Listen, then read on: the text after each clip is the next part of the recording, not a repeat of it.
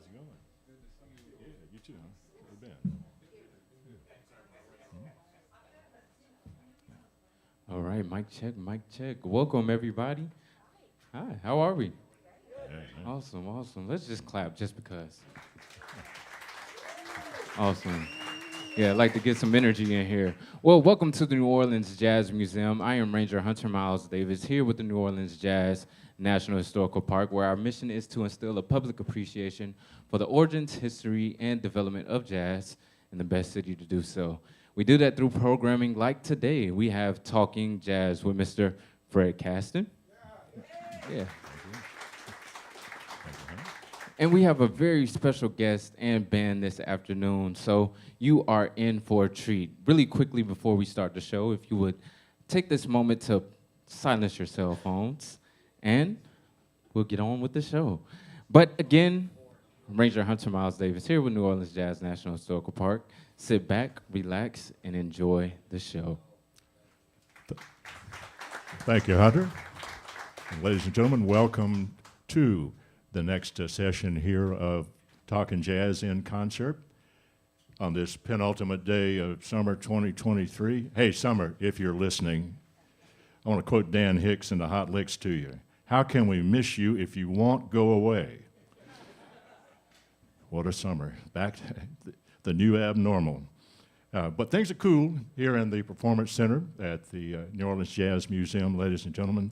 They are about, however, to heat up as we have a quintet of outstanding performers who are going to bring to life music that is made by artists who have not received the recognition that they deserve. But correcting the balance on that has been the project of the leader of our ensemble here this afternoon in recent times, and it is beautifully done and realized in this wonderful vinyl version, and also available on CD of the brand new work from our special guest this afternoon.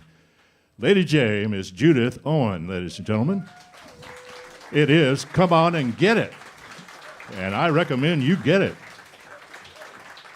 Her colleagues this afternoon include Mr. Kevin Lewis on the trumpet and the cornet, Mr. David Torkanowski at the piano, Mr. Lex Warshawski at the big old bass over here, and our ace of the drum kit, the great Herlin Riley, ladies and gentlemen. And ladies and gentlemen, Miss Judith Owen. Thank you. Thank you so much.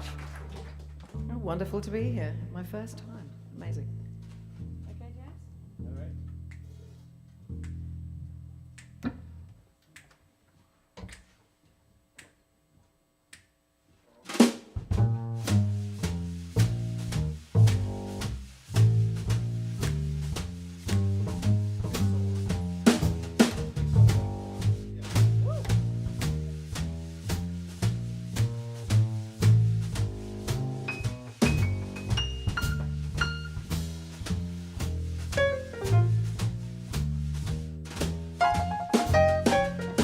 Her name is Blossom, she's raised in a lion's den. Her name is Blossom, she was raised in a lion's den. Her nightly occupation is stealing other women's men. She's an evil, evil woman, but she wants to make a man feel good. She's an evil, evil woman, but she just wants to make a man feel so good. She's a Gina Lotta Brigida, she ain't no Red Riding Hood.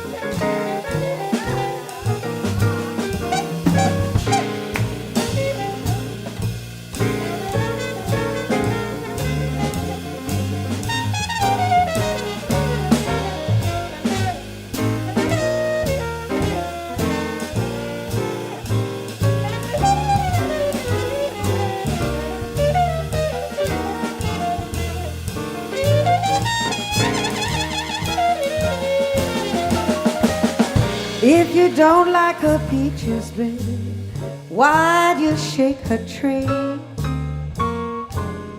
If you don't like her peaches, baby, why'd you shake her tree? Get out of her orchard, baby, let her peaches be.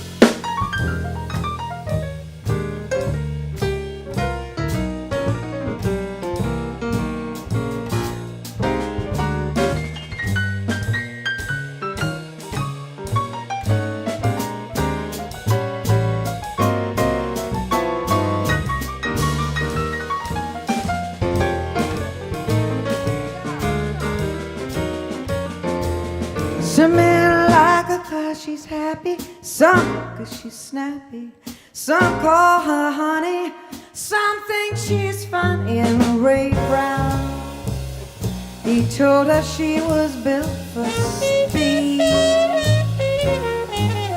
Just put it all together, it's everything a good man needs. Just I'll put it all together, baby, it's everything a good man needs.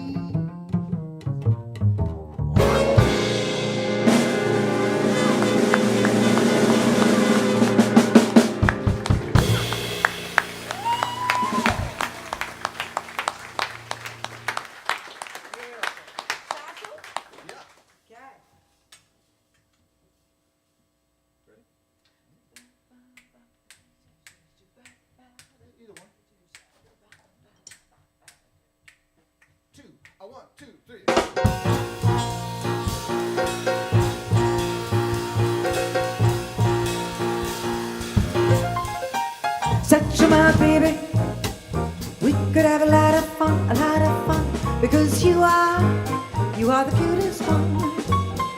You're so neat, sweet, walking down the street, all the ladies holler, they all holler, you are the cutest one. It's so heavenly, baby, can't you see what a break for me? I'm in love, love, love. Set your mind, baby, we could have a lot of fun, because you are the cutest one. You are the cutest one. You are the cutest one.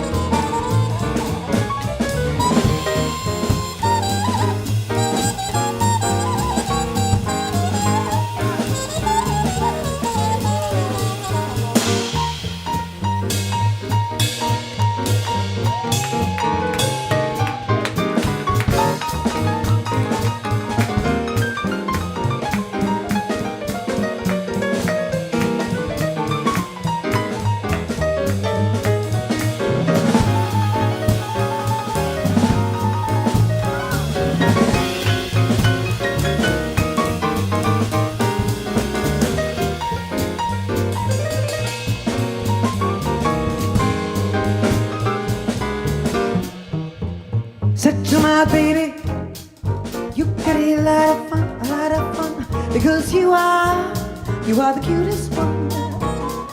You're so neat, sweet, walking down the street, all the ladies holler, they all holler, you are the cutest one. It's so heavenly, what a break for me, baby, can't you see? I'm in love, love, love. Set your mouth, baby, we could could have a lot of fun, because you are the cutest one. You are the cutest one.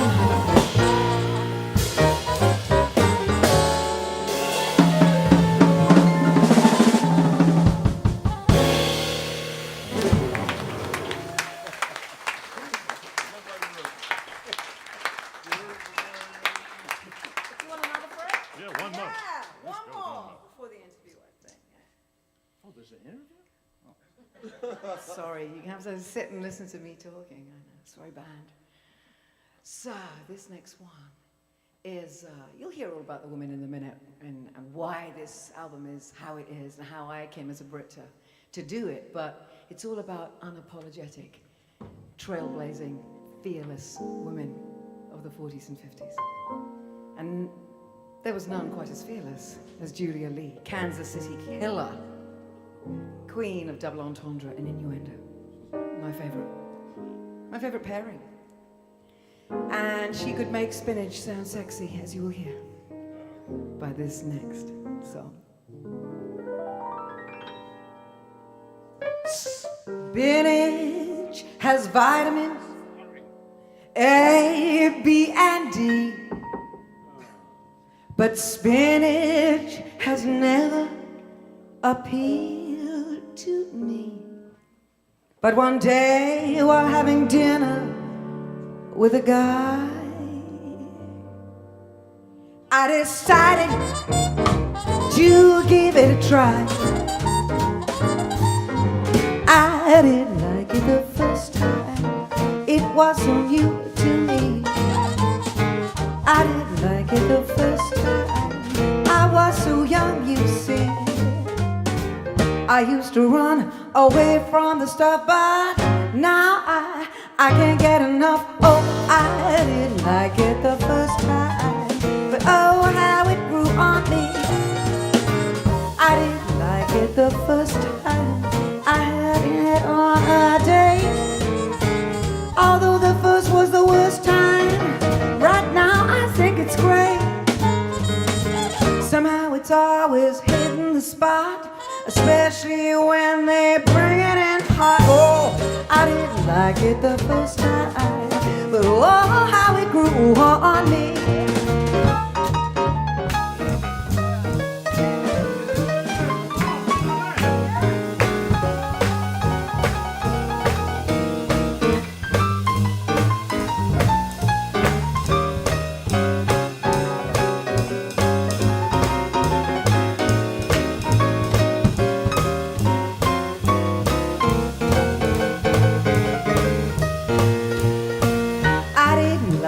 The first time I thought it was so strange.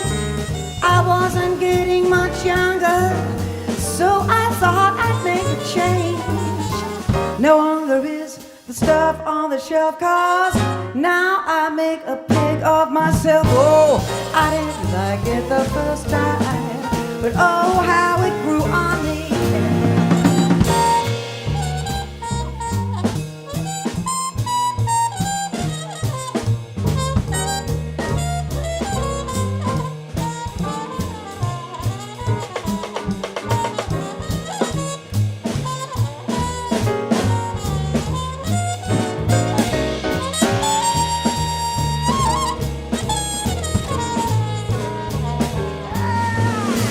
I didn't like it the first time when I was just 16. I didn't like it the first time. I guess that I was mighty green. But I stocked up, yes, I gotten wise. I got enough for 24 guys. Oh, I didn't like it the first time, but oh, how it grew on me. I didn't like it the first time, but oh, how it grew on me.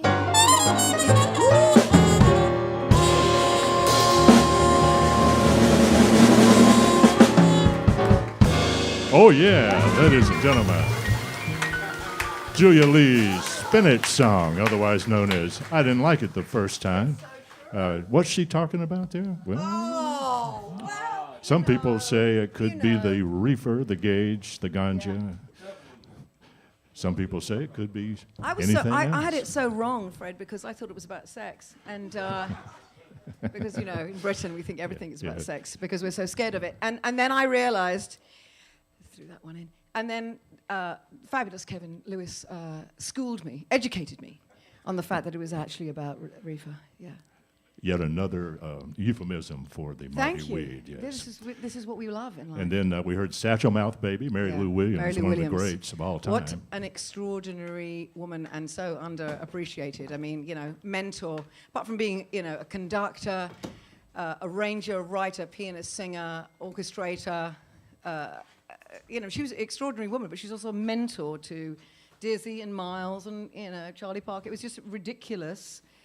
The effect that she had, but of course is so little known. And that was a huge hit for Nat King Cole. I mean, she wrote that for Nat King. Yeah, and Blossom Dearie is great. Blossom's Blues got us going there. Blossom Dearie, one of those true originals. All these women in this album, I was very lucky. I came to them very early in my life, and when I was about 6 years old, thanks to my dad. But the thing about Blossom is that, you know, she looked like a librarian, had a voice of a sex kitten. Played like an absolute beast on the piano and was adored again by Miles, but also, you know, really revered by people like Bill Evans, who thought that she was a masterclass in piano playing. So it's extraordinary. A great entertainer. They're all entertainers. Yeah. I think that's the seed to it all. Is like, you know, although I'm standing up here today, my first love is this big boy right here. It's just, it will always be. And by big boy, I mean this piano. That started. I don't mean David Tuchanowski. That would be terrible. No, he's my second love. Yeah. But honestly, I'm absolutely obsessed with the piano. But these women gave me permission to be, or they guided me when I was a kid and heard them on how it was to be an empowered and confident and really sort of like not singular. A singular woman at the piano. That was it. Unapologetic. I use that word a lot, but it is about being unapologetically female. Yeah. Yeah. Well, you liked the piano beginning at age 4, and one Yes. thing you liked for the first time as well was Nellie Lutcher's version of Fine Brown That's Frame. right. First thing I ever heard. I was very, very unusual. I mean, you might be wondering, what brought me here to New Orleans? It's very simple. My father was a very successful opera singer from Wales. I'm Welsh. That's why I have these pipes. That's why I sound the way I sound. But we moved from Wales to London because he joined the company of Royal Opera House Covent Garden. And so my life was absolutely immersed in classical music. But at home, he was the greatest jazz and blues fan and loved the music of New Orleans. And so it was already in my DNA from a very, very early age. And so I balanced those two things. I don't think they're that different. I think there's an incredible, you know, this is, you know, if you think of any great artists, I mean, truly remarkable artists like Oscar Peterson, that man, you know, he's a classical pianist. He's everything about him, and it's the language, it's a vocabulary. We have different dialects within that, but it's what moves you. Music is the key to our souls and to giving us permission to feel the greatest feelings, the biggest ones, and those are usually joy and sadness. Let's be honest, to laugh and to cry. And when I was a kid, I had an amazing life, being privy to this world every weekend at the Opera House.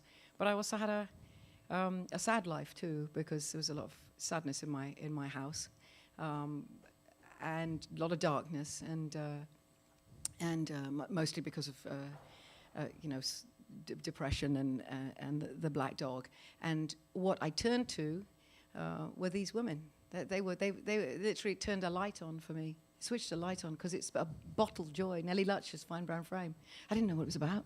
I didn't know it was about her staring at some fit god of a man, you know, just like lusting over him and drooling. I didn't know that. I was 6. But what I did know was that she sang it with such sort of, I mean, she was so poised and elegant and put together, and the way she played that piano with such percussion, with such power and fearlessness.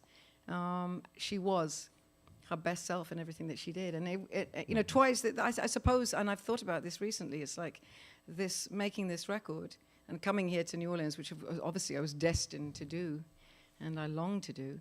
But this album is about a group of women who have changed my life and in some ways have brought me from the edge of sadness twice in my life, which is an extraordinary thing. One as a kid and one during COVID.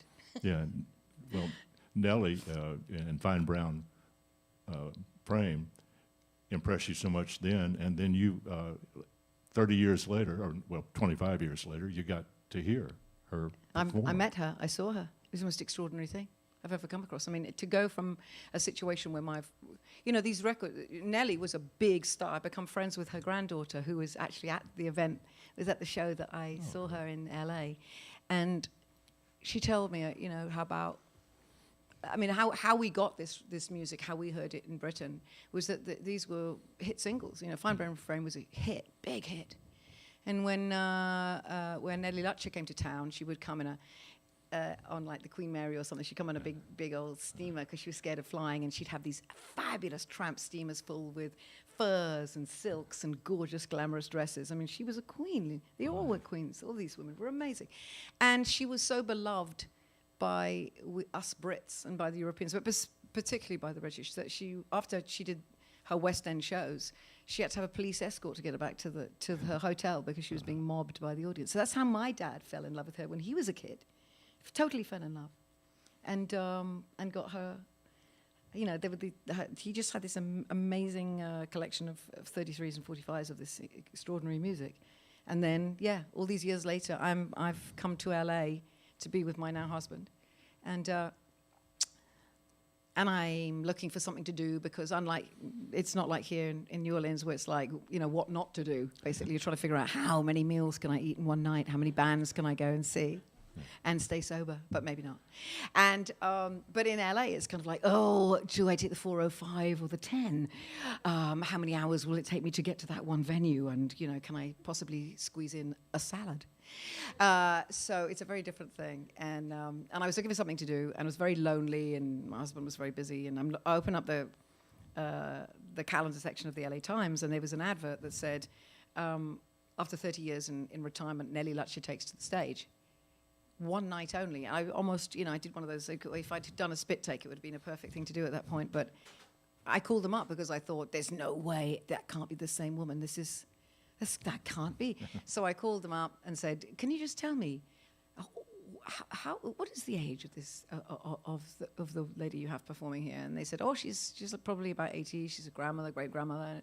She's amazing. She was a big star, She was a big star. And she was a star in the 40s and 50s. And I was like, oh my. So I buy the tickets. I go there. Sad truth is, it's an okay room. Should have been packed to the gills. But she comes out. She's got white gloves on. And she comes out, tiny little bird of a creature, and she comes out, takes to the piano, again, that unbelievable power in her, tiny person. And she goes straight into Fine Brown Frame, and I just lost it. I was just bursting. People must have been thinking I was having some kind of, nervous breakdown. So exactly. But I cried, and I wasn't the woman I am today. I was too British. And apologetic and self-conscious rather, and so but being in America's, I'm shame-free now. Don't you worry. Particularly being in New Orleans, it's beaten the shame out of me. Let me tell you. We help where we can. Yeah, exactly. That's exactly it. So I've got rid of that rubbish. So what a waste of time. So I would, if that had happened today, I'd have wrapped her up in my arms and run off with her. And just asked her every question I ever wanted to ask her because she meant so much to me. She really meant so much to me. But at the time, I just sort of said, literally, thank you for everything. You were the soundtrack to my childhood. And that was it. That was all I could get out. And then left and wept a lot. And then these years later, of course, I end up in New Orleans, as I said, because I simply had to. I had to because that's what I heard. And then when I came here, I just thought, why aren't we living here? The shock of the warmth and the constant feeling that music is everything and must be. You do it because you have to. The scene, the feeling, the musicians, the vibe, the joy, the creative. It just feeds you, literally feeds you, and it feeds feeds your soul too, for all its problems and all the things, and its history. the look of it, everything about it, I just find it an inspiration. But the people here are like no other, and I've been everywhere. I've been all over the world. I know what I'm talking about. Truly, I do. Amen, sister. Yeah, it's the truth. And I'm, you can tell, I can speak for the Olympics. It's amazing I've let you speak already, Fred, for 2 sentences. But I'm being Welsh, we talk a lot. We always spoke tons. I mean, everybody's talking all over each other, My husband, Harry, thought I was the rudest person he'd ever met until I took him to meet my family in Wales. And they turned to me and went, I now understand. You're just Welsh. Yeah. And I said, yes.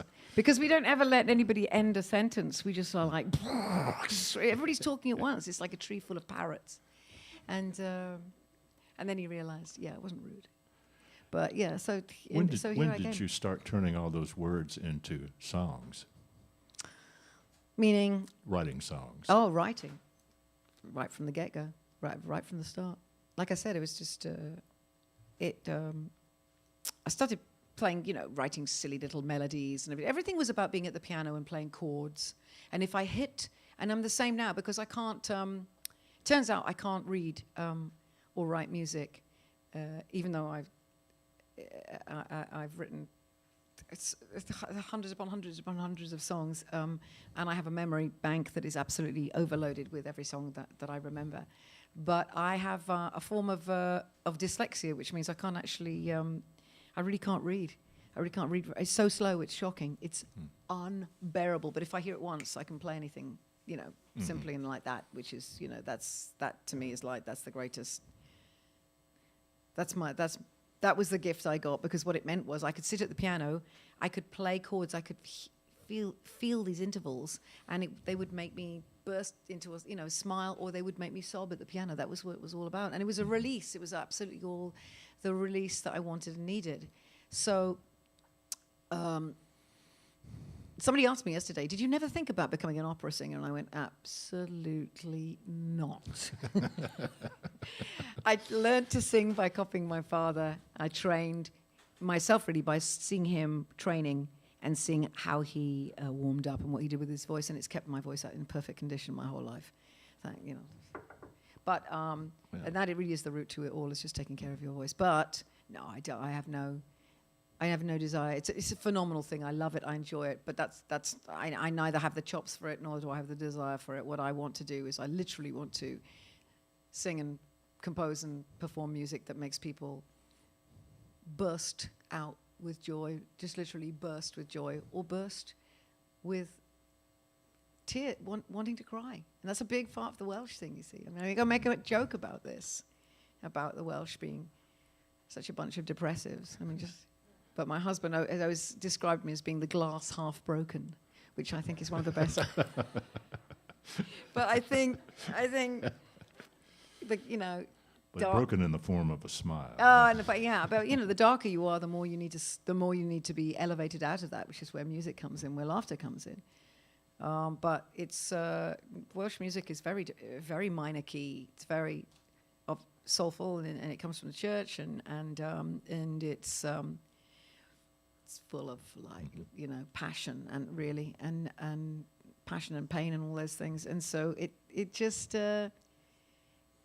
I grew up in a house, and that's why I think another reason I love this city so much is that I see generations and generations of people who just, this is what you grow up in. It's the family business. Yeah. It's what you do. It's not extraordinary. It's not different. And that's the world I grew up in. It wasn't extraordinary for me to be a musician. It was just what my family did. We were entertainers. So that was always an easy thing. Well, we've got... talked about Nellie Letcher a good bit. We've got a couple of tunes, including Fine Brown Frame, coming up in the next set. And also one by Peggy Lee and Sonny Burke that a lot of people have probably heard, maybe one of the more familiar ones on the record because of Lady and the Tramp. There's two dogs eating spaghetti, Fred. I can't forgive them. But I mean, we all know that scene. Peggy Lee, what a woman. Talk about woman in control. Every aspect of her life, her career, her music, her stage show, her presentation, her production, her engineering, the lighting. I mean, I get this because I'm an A-type personality. You probably guessed this by now, but I'm very, I'm really hands-on because I love it, because I love every aspect of it. And I just met somebody in LA doing a show after a show, and he said, you know, Peggy Lee once asked me to manage her. And I said, well, what do you want me to do? And she said, well, I don't want you going near my publishing. And you can't have anything to do with my music choices. I don't want you having anything to do with the recording, nothing to do with the way I dress, the way I look, what I say. Marketing, no, nothing on the PR, I've got that covered. Everything to do with presentation, production, I do that myself, all of it. And he went, so what do you want me to do? And she went, just manage me. And it's just a great, it's just a great line. It's a great line because it sort of kind of speaks of who and what she was. But I mean, she was right. She was writing. I think she wrote something ridiculous, like 270 songs that were like, pretty big. She recorded over 2,000. Right. I mean, so it's and that Disney version of her is so fabulous because they've managed to make the dog look like her. The sort of hair. If you remember all of that, I remember it as a kid, flopping in her eyes. But I've done a very different version. I needed to do. And this is my take on this music, and I want to honor it, and I want these women to be known. I mean, someone like Peggy Lee is known. The rest of them aren't particularly. But I don't believe that just doing it is enough. I think you have to bring your life to it, your light to it, and your sense of it. It's about your life. It has to touch you. It has to mean something to you to be able to sing. Even the spinach song has to. All right. The spinach song certainly touches my life. Hey. Touch Kevin. Let's bring the gentlemen callers back, ladies and gentlemen, and get these great colleagues to let us hear this wonderful arrangement of Peggy Lee and Sonny Burke's He's a Tramp. Back at the drums, it's Herlin Riley, ladies and gentlemen. That's Lex Warshawski at the bass. On trumpet and cornet, Kevin Lewis. At the piano, David Turkanowski, the great Judith Owen.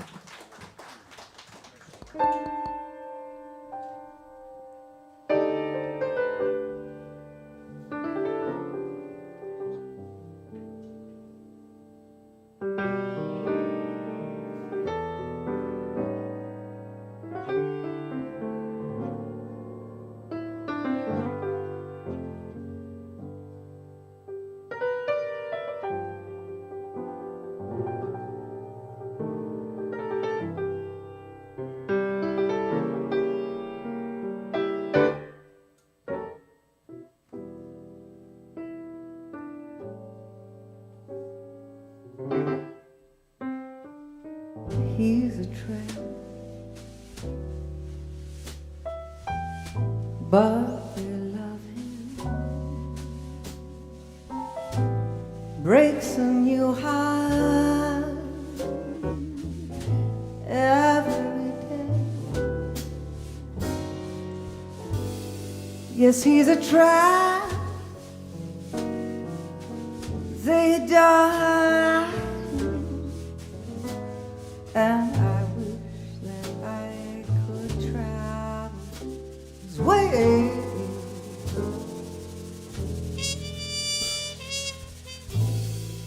He's a tramp.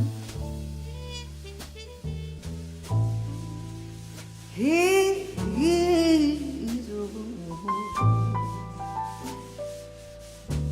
and there's nothing more to say.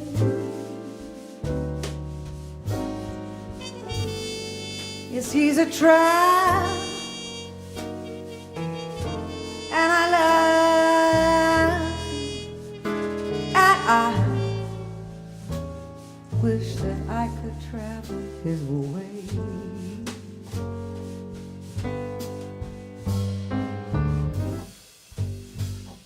You'll never know when he'll show up. He'll bring you plenty of trouble. I guess he's just a low down pup, but I wish that he was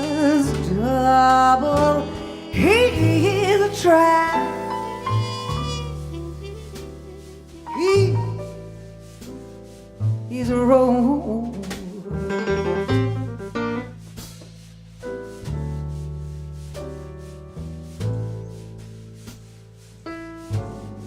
But if he's a try,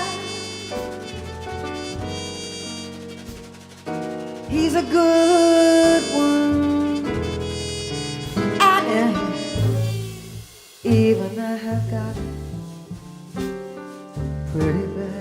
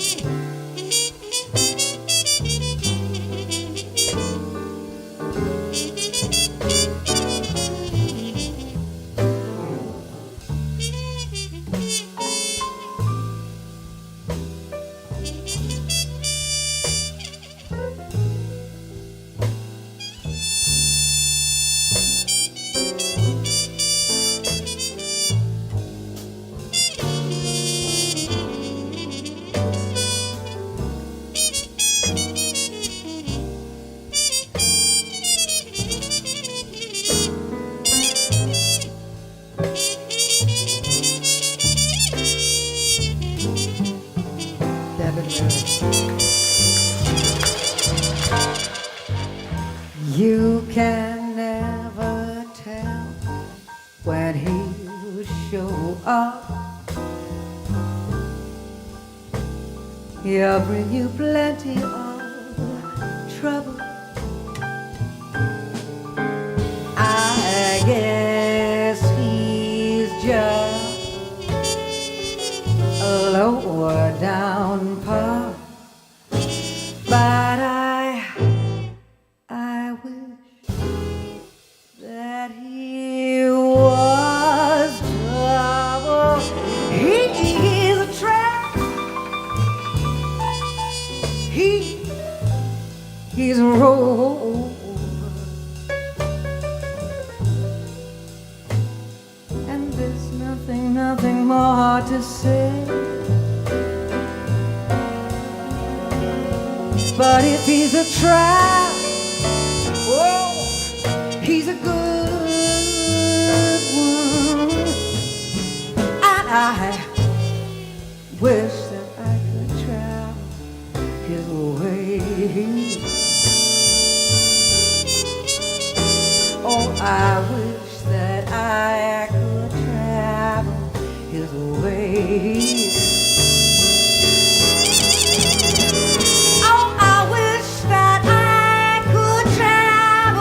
His way, hey, hey, hey. I said, hey, baby. I said, whoo. Oh, no. I said, whoo. I said, baby, baby, baby. I said, I wish.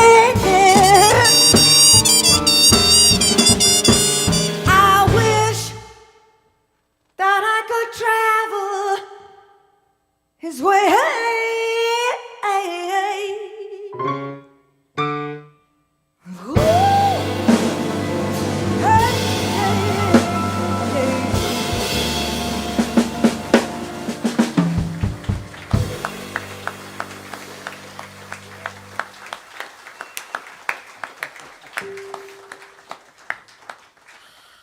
Hey, Judith. Yeah.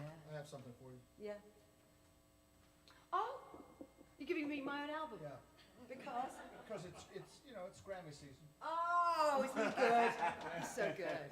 I could never say that. You're only meant to say for your consideration, but here it is. But you've got that, haven't you, Fred? You're going to hold this baby up. Here she is. I wore my straight hair today. Yeah, it's true. I'm so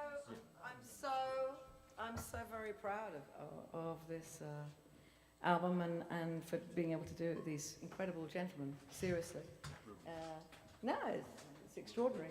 Oh, and we're having some chatter going on here, having some interband relationships that's occurring.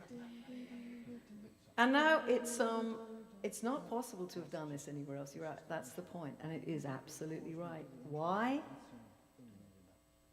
And like I said, I've played everywhere in the world, and I kept my jazz bones very quiet for a very long time, even though I sing like a jazzer. But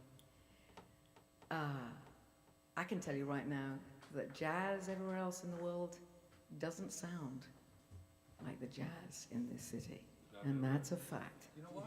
That's a fact. It's the humidity. He's right. He's right. He's right. It's the humidity. It's got nothing to do with soul. It's humidity. Miss it when it's gone. Truly, it's called grease, and it's the greasiness, and I now realize that what it really is, and I see this all the time. So every time I hear you guys play, I know you're smiling, you see, inside. I know you are. Sometimes. There might be some tears in there. There might be some tears in there, but I love that too, you see. But yeah, that's the joy. So now we're going to move forward. Now that we've had our discussion, our discussion, let me see what I'm doing next.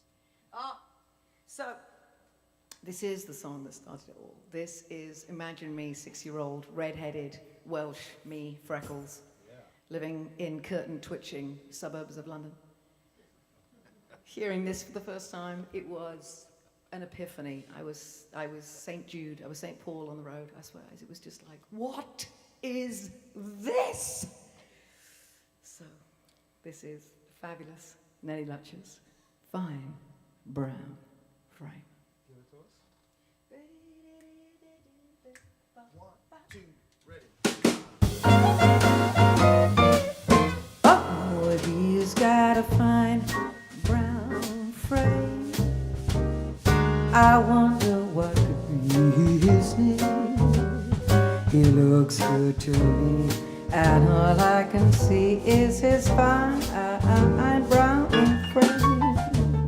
How long have you been around, Mr. When did you hit this big town? I wanna scream, 'cause I've never seen such a fine brown frame.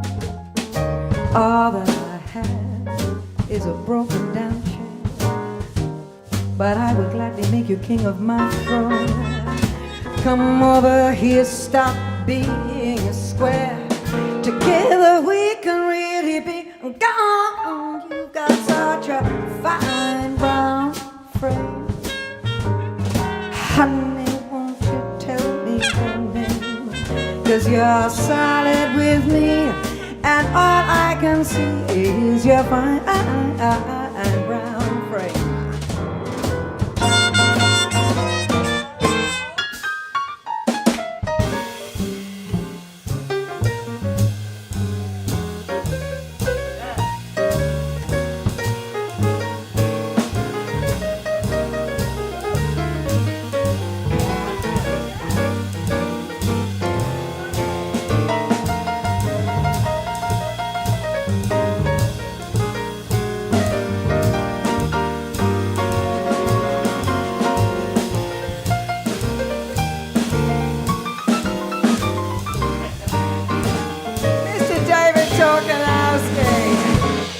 All that I have is a broken down curtain chair, but I would gladly make you king of my throne.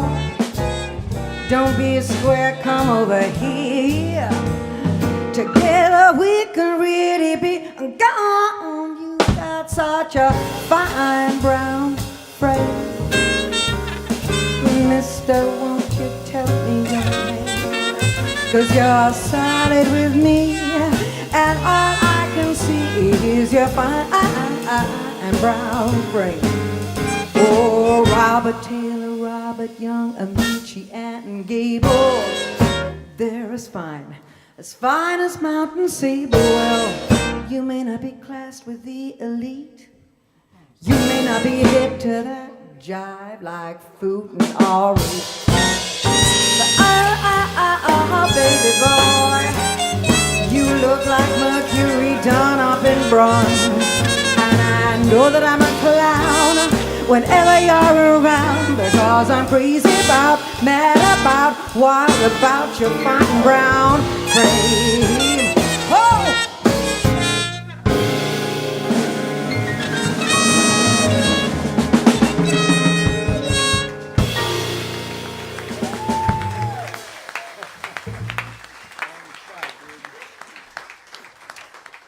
How could that possibly make any sense to a 6-year-old? How could it?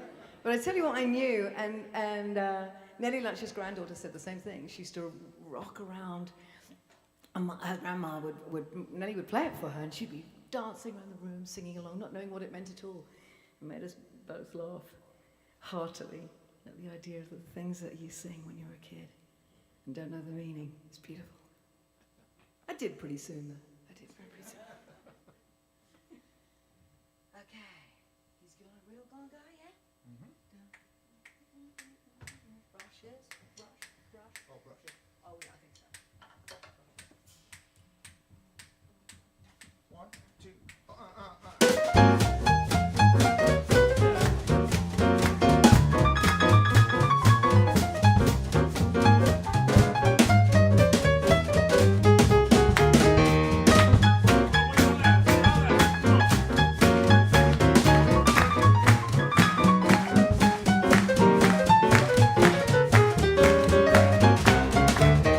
I met a guy while walking down the street. I met a guy while walking down the street. He looked at me, I looked at him. He took my hand, he held my hand. He's a real darn guy and I love him, did I do? Yes, he is real cool, real cool, real cool. He's real cool. He's a real darn guy and I love him, did I do? His technique simply took me out this world. His technique simply took me out this world. He filled my heart with joy and cheer. He told me the things that I long to hear. He's a real darn guy and I love him, did I do? Yes, he is real cool, real cool, real cool. He's real cool. He's the real darn guy and I love him, did I do?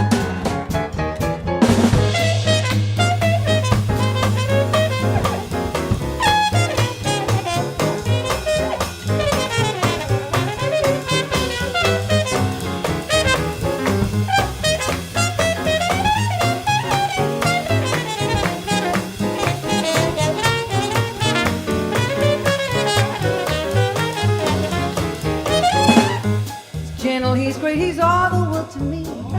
He's the gentle, he's great, he's all the world to me.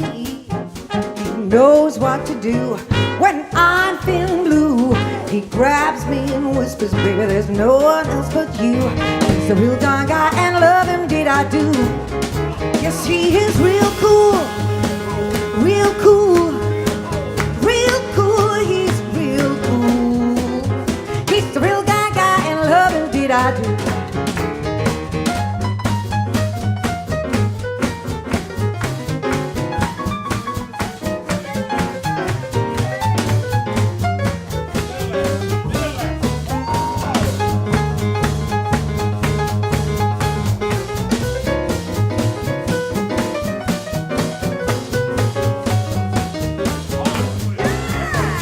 Sometimes he irks me with his line of jive. Sometimes he irks me with his line of jive. When he goes away, I wait for the day when he'll come back and I'll unpack that love I have for the real darn guy of mine. Yes, he is real cool, real cool, real cool. He is real cool. He's the real darn guy and I love him, did I do? Yes, he is real cool, real cool. He's the real darn guy and I love him, did I do? Wow.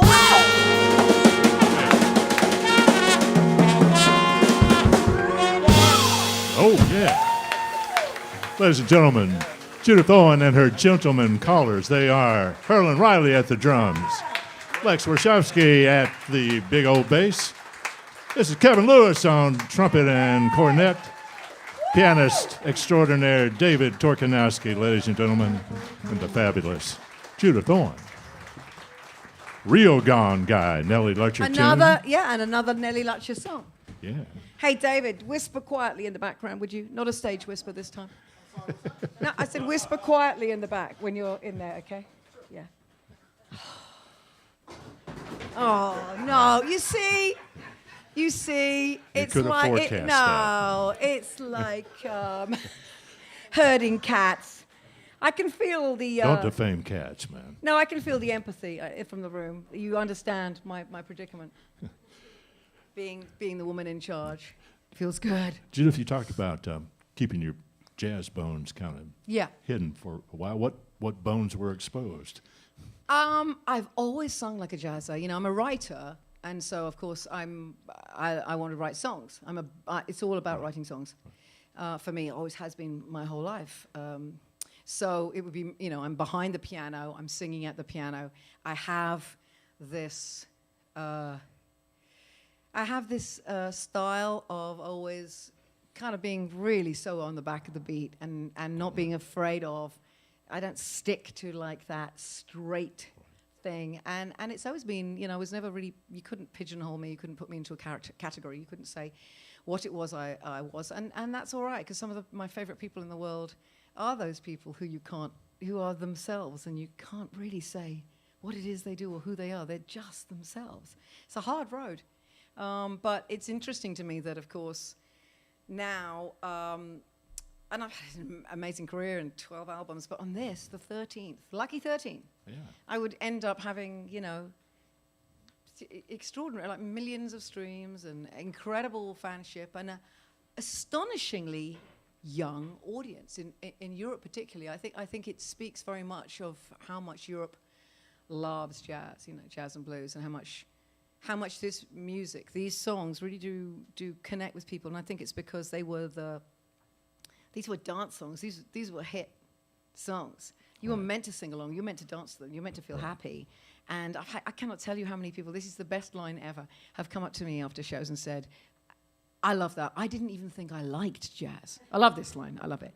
And yet I understand what they mean, because it's sort of like, it's like anything. It's like people come, you know, say, like, I hate opera. Fair enough. I get it. Of course you do. But, you know, or I hate classical music, whatever it is. But if you don't know that there are many strains within any one style or genre, you don't have to like it all. But this is a great period of jazz where they were 2.5 minute songs. You know, I've added solos in, and they still come in under 3 minutes. It's ridiculous. Right. But they're meant, you know, I'm moving, I'm dancing the whole time. I can't help it. I could no more stand still and sit still and sing these songs than I could, you know, I don't know, eat olives. That's for my husband. He knows how much I hate them. Yeah. Dance on, you know, man. There's a great motto that the Hackberry Ramblers had. They were basically a country but Cajun influenced band in Louisiana. The average age of the guys in the band at the end was about 93, and their motto was "Make 'em dance." That's exactly it. And I, you know, I see all these. I mean, like I had the first time I played in London with this album and with the gents, I couldn't believe what I was seeing. It was sort of like, I swear to God, it was the average age was probably about 25. And they were up on their feet, just screaming, just having the best imaginable time. And I went back and did this again. And then the demographic of that was, I would say, teenagers all the way up literally to, you know, 90. That's the point of it all. Music is not, you know, I don't believe in boundaries and walls and age and everything else. It's just like, come on, this is what, pretty much, to me anyway, I'm biased, but I think music is the greatest gift that we have. I really, really do. And I think that more of that, please. More of people wanting to jump up and let loose. I got, you know, when I say about the, you know, that I had my, I had that part of me removed by coming here to America. It wasn't coming here to America, it was coming here to New Orleans. I had that kind of apologetic self-consciousness removed. I had the shame taken out of me. It was fabulous. And that's because you know, again, it's like me taking so long to actually show that really this is in me, this is in my blood. I've been like a cross-dressing, long-haired, tie-wearing woman my entire life. I've loved this look ever since I was a kid. It's a part of me. It's part of what I love being and doing. You know, I say cross-dressing, you know, I'm always suited. I'm always wearing, you know, I'm usually wearing a hat. I've always got a tie. I've always got that look. It makes me feel fantastic. I love it. And I love that mixture of that female and male power that's in it. It's a wonderful thing. But nowhere makes you release your inhibitions and just go, oh, put a wig on, you know, just like wear 10 hats during Mardi Gras, just wear an outfit every day. That's me now. It's like, you know, when I came here, I was like, what do you mean people jump for beads, for plastic beads? What are you talking about? What? What? You know, what a snob. Within 10 minutes, I was pushing like a grandmother and children out the way to get my beads. I was just like, and then I'm riding on them, going berserk. So I think that it does encourage us all to be free and be liberated, and to do that thing that we do when we're kids, you know, when we're all in the dress-up box and we're just, nobody's judging you, nobody is saying you should or shouldn't do something or behave. That's not what the city is about. The city is about kind of, it has a sense of humor about everything, and it approves of creativity and humor and music and the thing, you know, the sensuous things that we love so much. So I think that's really, like I said, that's really what pulled the uptight Britishness out of me. Yeah, I say it's the city with the best attitude about life and the best attitude about death. Yeah, it's the truth. You know, it's the truth. I know, and because both are dealt with one big word, which is celebration. It's the same word, coming in and going out, celebrate. And so much of our lives, so much definitely in Britain, is so not celebratory.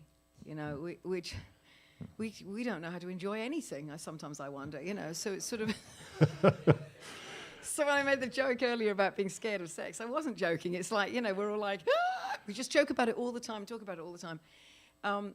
But we are an uptight. We're getting better, maybe, but I don't know. I think we're a very uptight bunch, and between the heat and the humidity and the grease and the sex and the music and the food and the architecture and then Mardi Gras, it's over. You know, I've had it removed. That's And good I'm because so grateful, because it's really exhausting apologizing all the time. in Edinburgh this summer, I noticed that the most common word spoken in the UK was sorry. Sorry. Oh, sorry. I know you just ran over me, but sorry, I was there. Sorry, I went under the tire. Sorry, I blew up your family. Yes, yes. sorry. And it doesn't actually it loses any meaning. You know, you say it often enough, it doesn't mean anything. It's just one more, you know, it's just an apostrophe or something, but it really speaks about how we, how kind of, like I said, apologetic we are about just existing, and that it's all an inconvenience. Me being here is an inconvenience on you.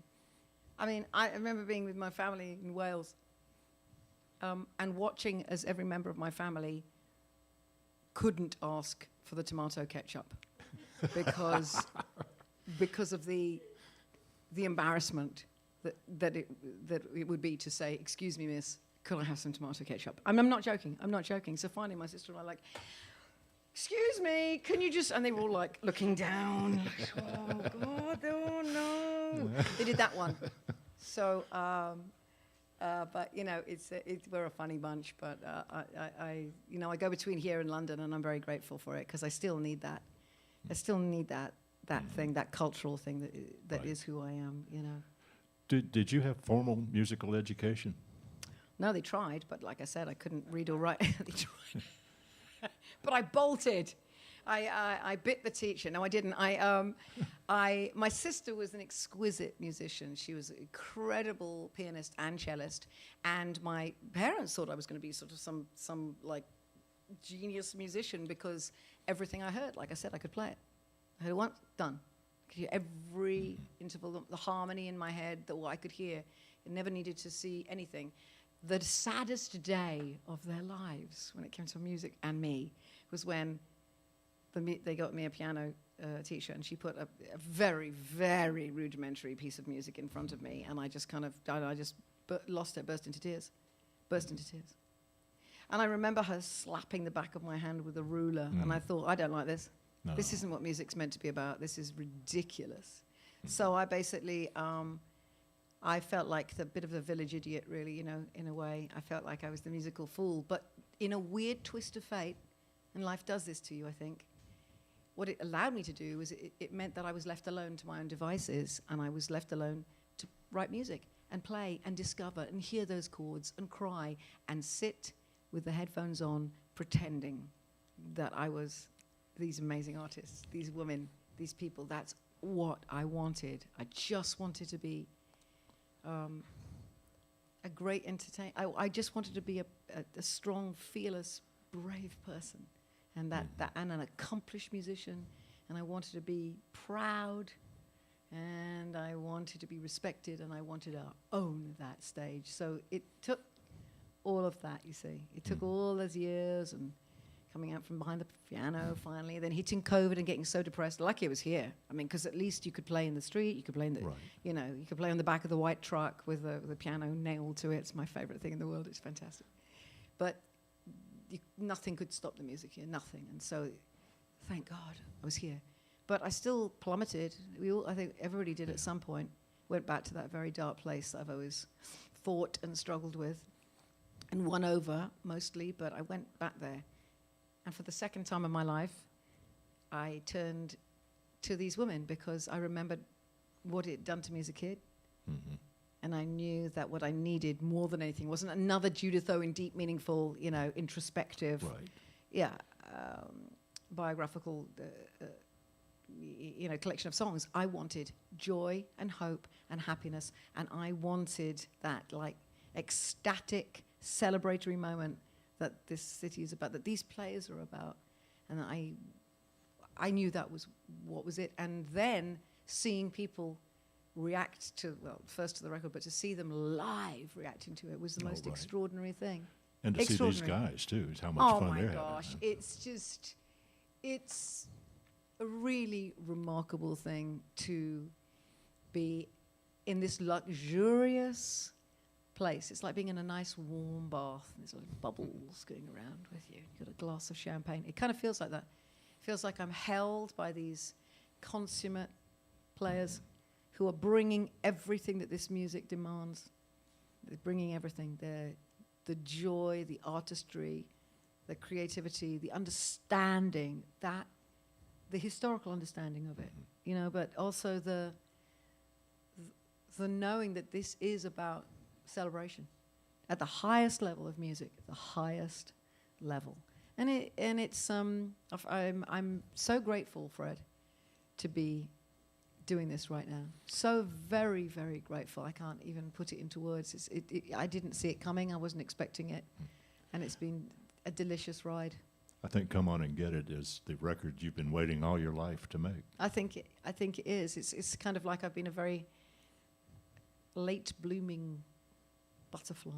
You know, I feel like it's taken, you know, I've been sort of in that place, just gestating, just coming along, just ready to, like, be revealed as being, like, you know, the badass that I wanted to be. And, but, you know, you can only do things when you're ready to do them. And it is the truth, because singing this kind of music, performing this kind of music, it doesn't work if you're not feeling it. If you're not feeling the joy for real, if you're not feeling like you own the stage and that you're in heaven. I feel like I'm flying when I'm singing. It's one of the most amazing things. If you're not enjoying every second of the moment you're in, and God knows that's the hardest thing any human being has to do in life, is to, you know, not regret the past, catastrophize about the future, but actually to be in the present in that moment. And I think I think this is what I feel every time I sing this music. It's really astounding, and I'm so enjoying young, especially women, coming up to me and saying to me what I was thinking as a kid when I first heard this music, which is, you know, how do literally, young women ask me, how can they be more confident? How can they be more self-assured? How can they be more like what they're seeing me doing? And it makes me, I get a bit choked up because it feels like that's the same thing. And the answer is stop apologizing. Stop apologizing. You are enough. We all are, male, female, and everyone in between. You're enough. Stop apologizing and absolutely embrace and enjoy who you are. Well, let's bring the gentleman callers back and embrace some more of this Embrace great my music. gentlemen callers. Yeah. Yes. that note. And including, coming up first, another one from Julia Lee and her boyfriends, King Size Papa. Have we got two more sections or can we do one? We got, let's see how much time we got left. On there, which to do? We've got 15 minutes of music left, so Wow. Well, then in that case, why don't we go for the last? I'm going to say let's go for the last batch, if you don't mind. yeah, 'Cause I cool. think Okay, that's- and scratch that Julia Lee and go on down to Snatch. Yes, the can't help but think of a certain Hollywood Access video when you hear the title of this one. Opportunity knocks but once, snatch and grab it. And grab it. Yeah. No, we're going to still start with you. Go back to Julia Lee because she really was, the queen. You can take my reverb down just a little bit, please, my love. And thanks to everybody, by the way, here at this gorgeous. This is the first time I played here at the museum, and it's just such a treat, really. Oh, I listen, Danny, Travis, everyone, Fred. It's just marvelous, really. So, opportunity knocks but once, but seemingly not.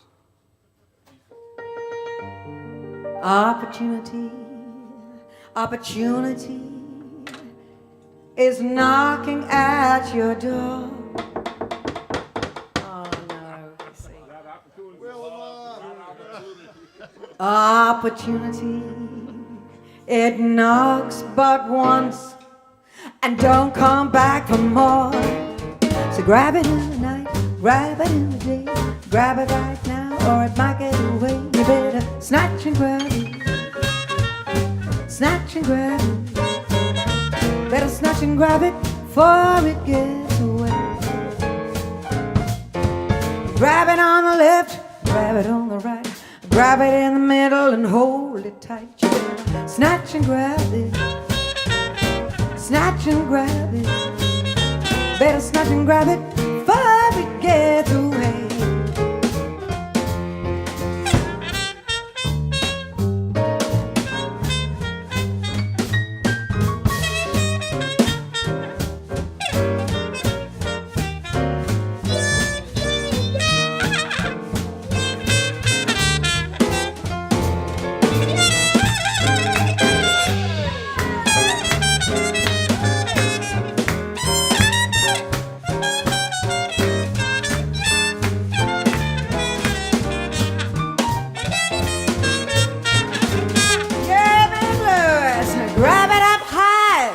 Down low, I grab it real tight, don't let it go. You better snatch and grab it, snatch and grab it. Better snatch and grab it before it gets away. So grab it in the east, grab it in the west, grab it in the place that you grab the best. You better snatch and grab it, snatch and grab it. Better snatch and grab it before it gets away.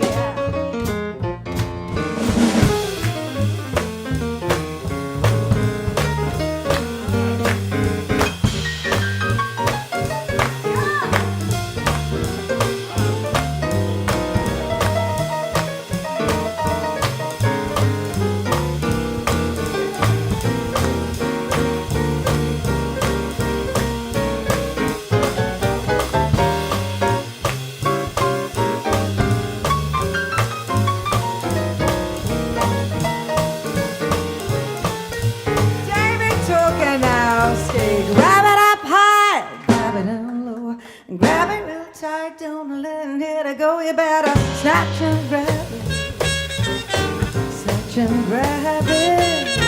Better snatch and grab it before it gets away. So grab it in the morning, grab it in the night, and hold it, baby, and hold it tight. You better snatch and grab it, snatch and grab it. Better snatch and grab it before it gets away.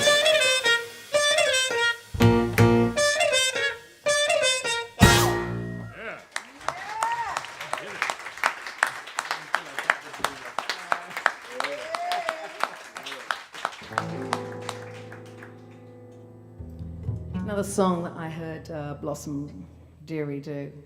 I just love this song. It's so her, you know, her wit was so cryptic, so sly, so dry. And she was divine. I got to see her as well late in life, and she was absolutely superb. So very happy about that. This is a song called Everything I've Got Belongs to You.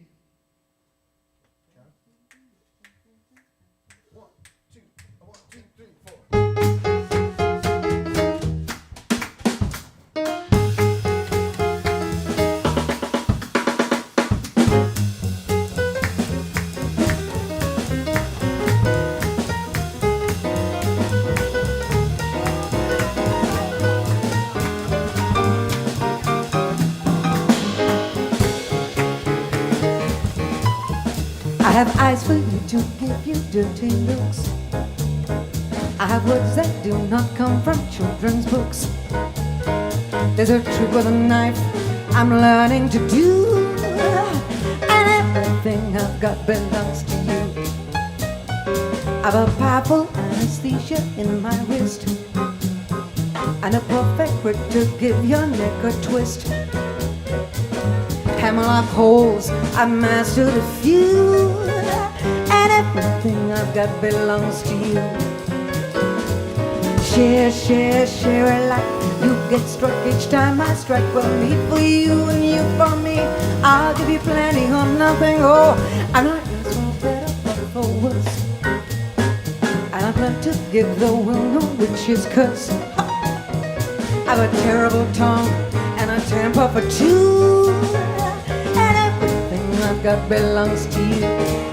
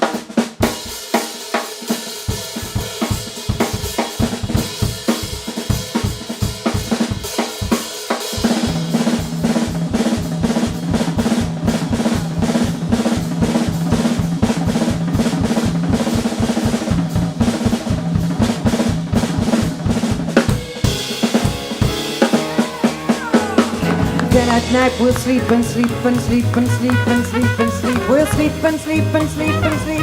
I'll give you plenty of nothing. Oh, I'm not yours for better but for worse. And I've learned to give the will no witch's curse. And a terrible tongue and a temper for two, and everything I've got belongs to you.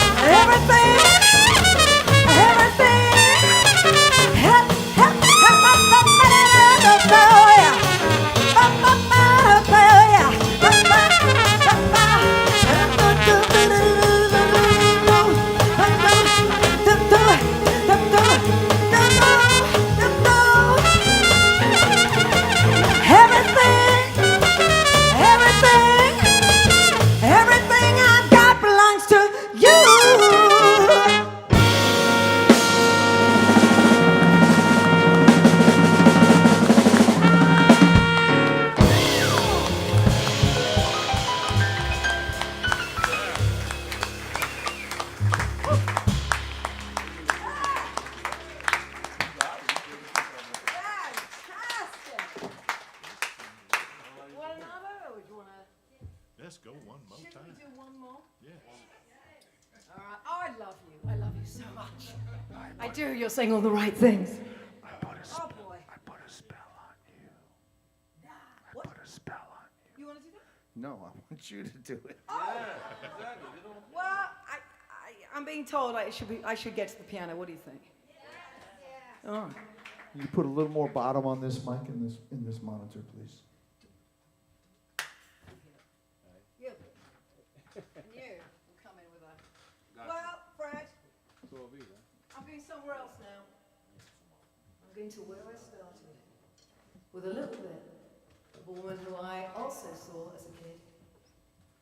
Nina Simone. Nice perfect. Everything comes full circle in New Orleans. Everything has come full circle in my life. It's just extraordinary. I'm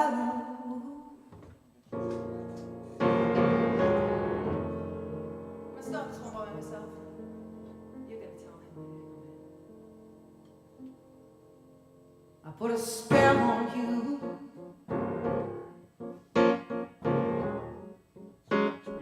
Baby, because you're mine.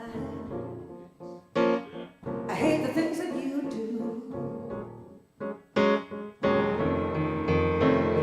'Cause I ain't lying. Don't you know that I ain't lying? I can't stand it, baby.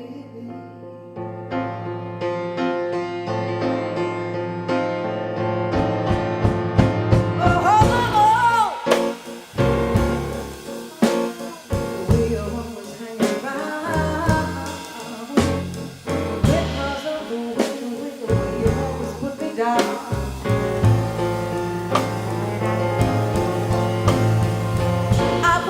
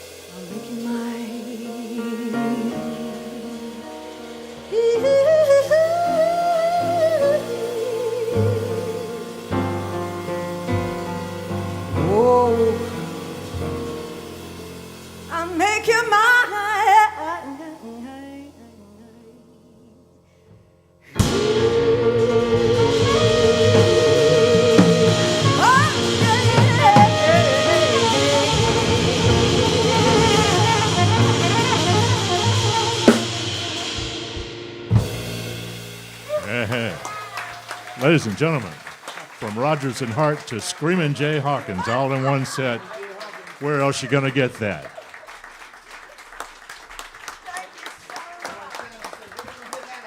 Where you gonna get that at?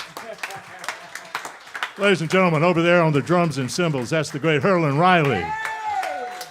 Doing beautiful work at the bass, Lex Warshawski. Outstanding on every instrument he touches, including trumpet and cornet. That's Kevin Lewis, ladies and gentlemen.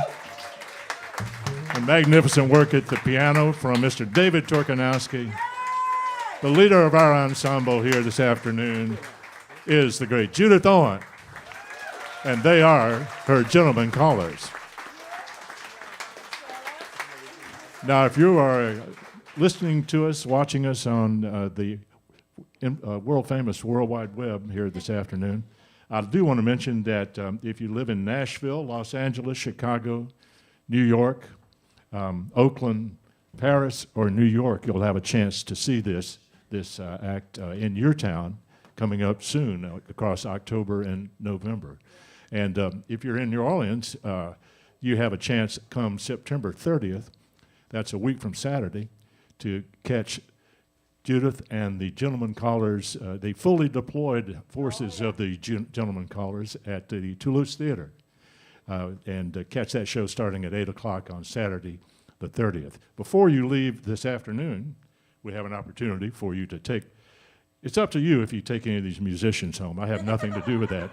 But if you want to take some of the music home, we can help. And we do have available the beautiful deluxe double vinyl issue of Come On and Get It, available just $30, and probably get it signed if you took it home here this afternoon. Or if you prefer a CD, a mere $10 for that, and hear a lot of this great music and more as well. So take advantage of that opportunity. The gentleman right at the back here has those available for you.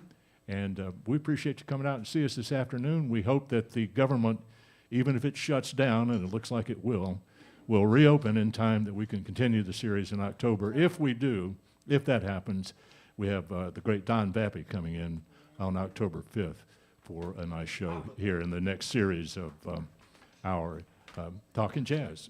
So thanks for joining us this afternoon. We look forward to seeing you later. Give it up, give it up. Give it up for Mr. Fred Kasten one more time. And Miss Judith Owen and this wonderful band. Thank you guys for coming to the New Orleans Jazz Museum. If you would like to find out about more programming with us, the New Orleans Jazz National Historical Park, please visit us down the street at 419 Decatur Street. Thank you so much and have a blessed day.